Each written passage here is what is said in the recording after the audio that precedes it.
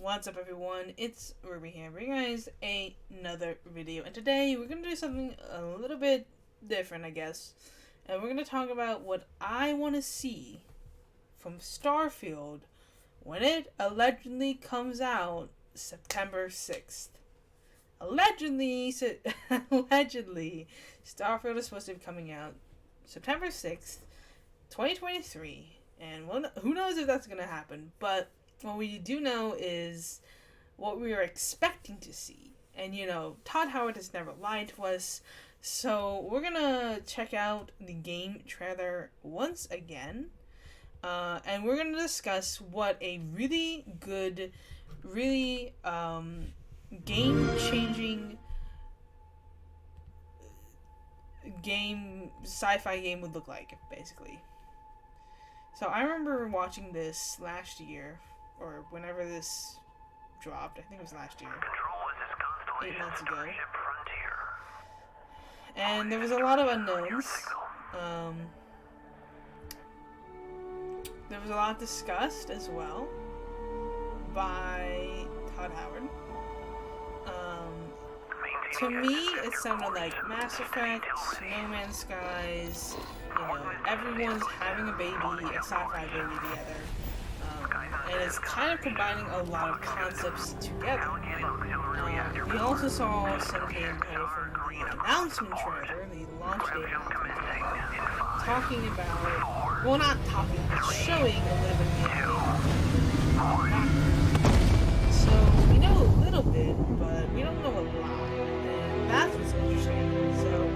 So Starfield, highly anticipated, of course, the next Bethesda Game Studio IP. It's hard to express now, how excited. A lot of people are comparing this to Fallout 76. A lot of promises were made. A lot of promises were not met. But to be fair, okay, Fallout 76 was not a Bethesda Game Studios game. It was, in the sense it was published by them and everything, but it wasn't their game because it wasn't like the A team. It wasn't the main team that was making it. It was also a different type of game. I don't think that Starfield is going to be multiplayer. I don't think it will be Battle Royale or anything like that. I think, based on what has been said, it will be like Fallout and Elder Scrolls. Meaning it's going to be a single player, open world, RPG, like we all know and love. Can multiplayer be added later? Sure. In like a DLC or an update or something or a mod after everything is done. But I believe that Bethesda themselves are making a single player story driven game because it's Ready Player One. Something like that. Or a single player something. Save single player? Is that what it was? Whatever they said a couple years ago. But it's gonna be very interesting. So let's pretend Todd Howard. So Todd Howard again has never lied to us. So there's no reason to distrust him. All of us at Bethesda are to be here with you today. We're so grateful you're spending the time, and we know you've waited a long time to finally see Starfield. Yep. It's easily our most ambitious game ever. Yeah. Like our previous games, it's an epic role-playing game where you get to be who you want and go where you want. Epic role-playing game, but this no time, multiplayer. you'll be exploring space. Yeah, so let's jump right in. This is early in the game as you arrive on the mysterious moon of Crete.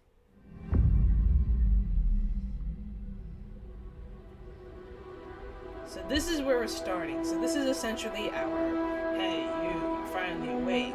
You've been in love. Like, it's that kind of thing. It's like, this is our introduction to Starfield. This is the first thing that we're going to see when we hit new game start.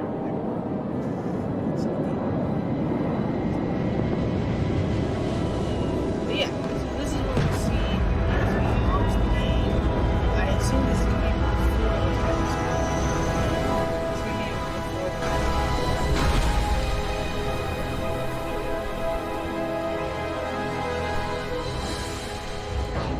So we're in first person mode, following the this part is going to be before character creation. The reason why is because every single time there's at least a little bit of gameplay before the character creation. And what I'm guessing is that this little robot here is going to help us create our character. When we maybe step off the ship, maybe we first create our character right before we get into the actual gameplay. So I'm going to assume, based on, I think it makes sense, right? Before we do anything, before we pan out into third person, we're gonna arrive on this planet. We're gonna get off of this ship, and then we're gonna make our character, probably. I don't know if that's, maybe not. Maybe this is actually. I mean, you can see the UI already, right? You can see the little gun, you can see the ammo, you can see the grenades that we have.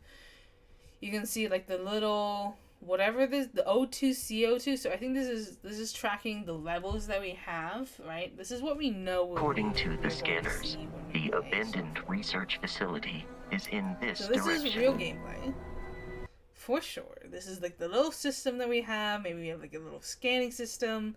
Well, we do have a scanning system. So we have a scanning system, which is kind of in a way, well.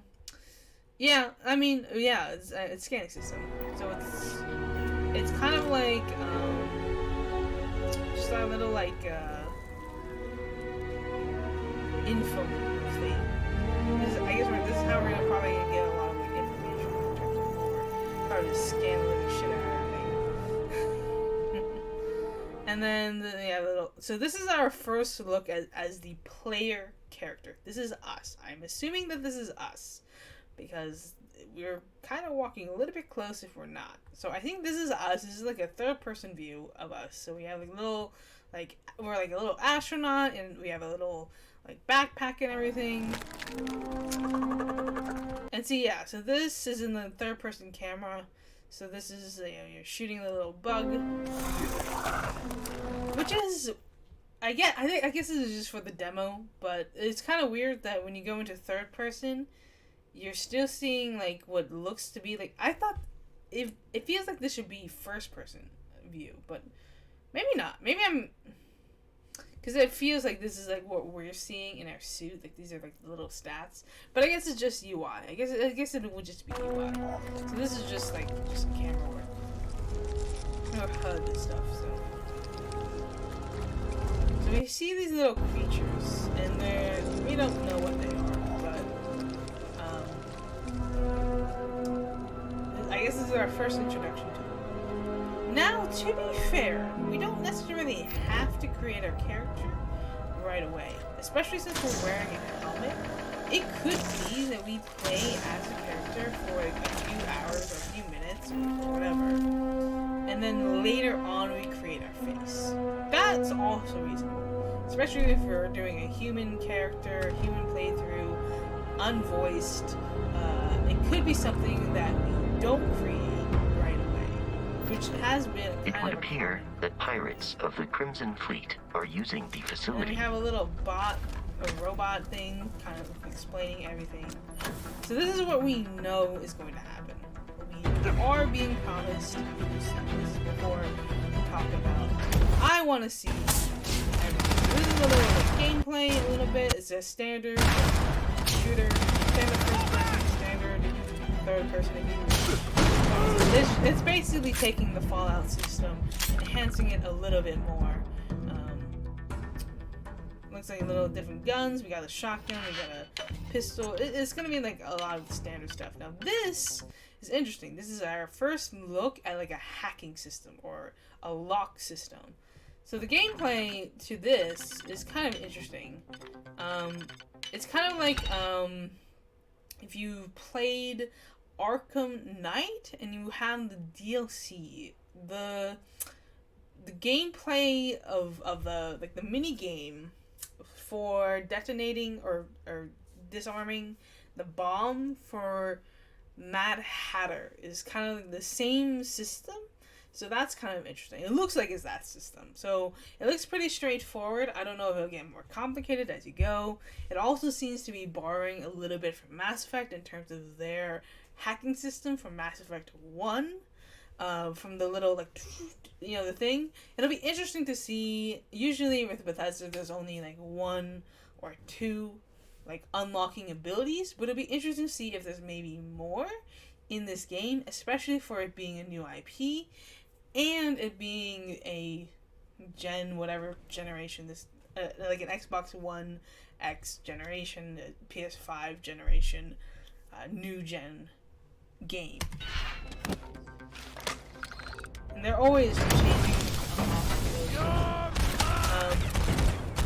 so again, we've already seen a lot of this. Installation.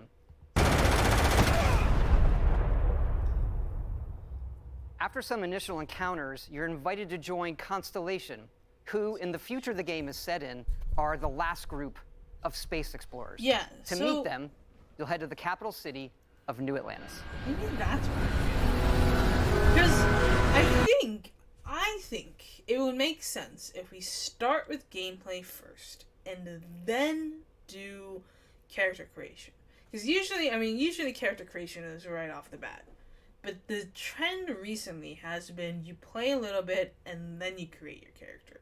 So I feel like Bethesda's going to take that approach, where we start in the middle of gameplay, and then maybe when we're introduced to the Constellations group, or whoever he just said they were, maybe that's when we introduce ourselves as our character and we create our appearance.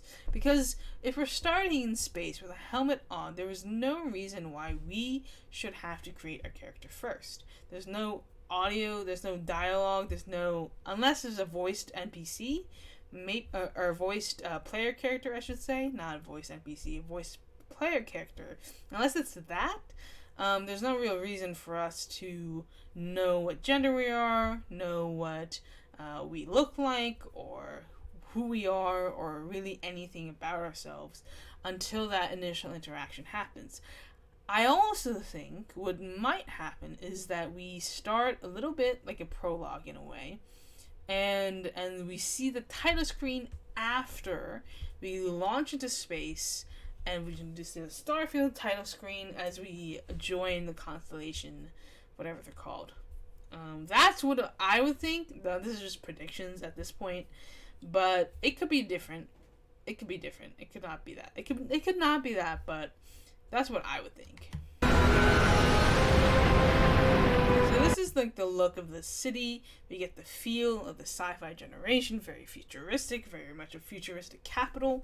This is probably going to be like our equivalent to the Citadel, and also probably our equivalent to like Whiterun, where it's like it's our first city that we encounter naturally.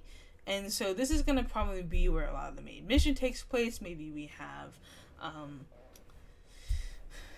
quests, a lot of quests here. This is our main hub. Probably we probably get a lot of supplies here. This is probably our first planet that we're on, besides the one that we started on. Probably our first planet. So this is really going to get us a good idea of the lore and the technology and how everything systematically works. So it's going to be pretty big, probably as big as like being introduced to the Citadel for the first time and being able to interact with all these characters for the first time ever. So we see New Atlantis, planet of Jemison. So we can assume that this is probably something that Earth expanded to, because it's Atlantis. The New Atlantis kind of implies that it's a human colony or human planet. Probably something that we took over or that we populated. That would be my speculation. Although, then again, this isn't really supposed to be a predictions video, but it is turning it into one. So, but yeah, this is what we know. You can see like all these different like characters and like. So again, this is probably our equivalent to the Citadel. You see a lot of like this different things, and yeah, we know. We know. Most Dusties don't even make it this far. Because what have a little bit more Todd Howard. Forever. Yeah, this part is cool. This is like the end of the trailer, basically. And That gives you a look at the stories in Starfield. right. But ultimately, it's not our story. It's the story you create by who you are and the choices you make. Uh-huh. And that starts with character creation. Uh-huh. Right, so... Oh, wait. Maybe I'm wrong. Wait. No, because it's employee number, right? So, if we... if you think about it, when we join the constellations, that's probably when we create our character. This is stupid to talk about, but... I'm just saying. But ultimately, it's not our story. It's the story you create So by this who is the you character are creation and the they choices showed you off. make. And that starts with character creation. It's our most flexible yet. You can customize all the elements of how you look. Yeah, see, this is pretty standard for Bethesda long style, okay? So they did show a little You'll bit pick a of background that gives you 3 starting skills. Right, so this is kind of Says the here you system. spend some I forgot time as a they diplomat. already showed us off. Most you create by who you are and the choices you make. And that starts with character creation. It's our most flexible yet. You can customize all the elements of how you look. It's probably not binary lock, I think. You'll pick a background that gives you Where 3 it's like starting male skills. characters like this, and female characters like that. It's probably like Says here more you spend like, some time as a diplomat. Having a way with words might prove I useful. consider that. There are optional traits, and these come with unique advantages and disadvantages. But it's not Right. just in how you can look, but in how your character plays So it's and basically develops. class system. We have classes, basically. The skill system combines the best from our previous games, and Yeah, you a can little bit of a unlock new combination skills of as you the level Skyrim up, and then you and rank those skills up by Fallout. using them and completing challenges. And there's deep crafting systems, from running research projects with resources you find Yeah, so to I remember crafting seeing a weapon lot mods of this needed to during survive. the last year's presentation.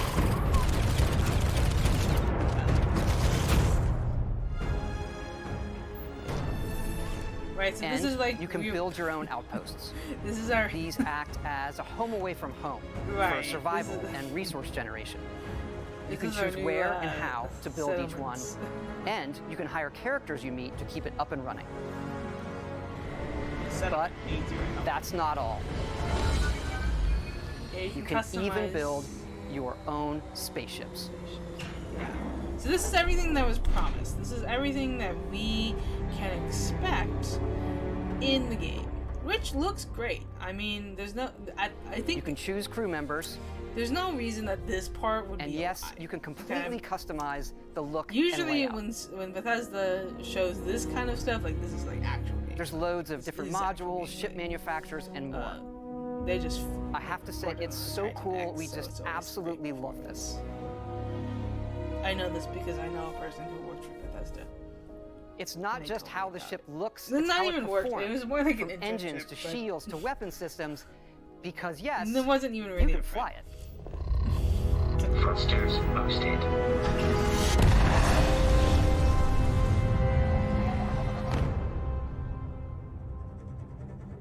It is definitely interesting because you have in this case you have multiple modes of gameplay. You have your travel system, like you flying a spaceship. You have your walking system, like you just walking around on a planet. You have like maybe even a local transportation system where like you have like a little car to drive around, fast travel system. So you have like, and also you have combat system, you have space combat, ground combat. It's definitely sounds complicated, and it probably is. I mean, it probably is complicated as well. It's probably not straightforward. With this, to me, you're controlling. You can control first-person shooting, third-person shooting, even on a spaceship. Now they did confirm that it is not. We can't Seamless, wait meaning for like- all of you to like, experience the game. Thanks again the for launch being with us today, and thanks for all the support and you've given us over the decades, landing especially is on this a game. loading screen, It's basically. been an incredible journey for us making it, Like, but we know it's not like that's really only the beginning, for it's when all of you play it that the real journey begins. And you may be wondering, just how big is this game? Right. So This we is thought where he we'd take makes a one lot of last promises. moment and show you.